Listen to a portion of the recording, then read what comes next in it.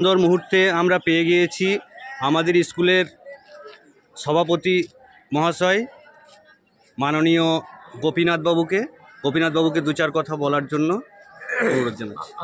আমি এই ছাত্রীটি সম্বন্ধে কিছু জানতামও না, শুনতামও না। আজকে জাস্ট তক্তার উপরে বসে আছি, আমাকে ডাকা হলো যে একটা প্রতিবন্ধী ছাত্রীকে হুইল চেয়ার দেওয়া হবে, আপনি আসুন। তো সঙ্গে সঙ্গে আমার মনে হলো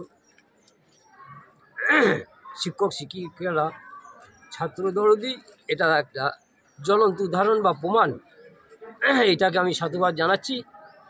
আরও পরে পরে এরকম কি বলবো, উদ্দীপনা আপনাদের মধ্যে থাকুক। আমরা যারা স্কুলের বাইরে থাকি সব খবরটা হয়তো স্কুলের মধ্যে আমরা রাখতে পারি না, কিন্তু যারা শিক্ষক শিক্ষিকারা আছেন তারা টোটাল স্কুলের ভালো মন্দটা দেখুন এবং ভালো যাতে হয় সেই ব্যবস্থা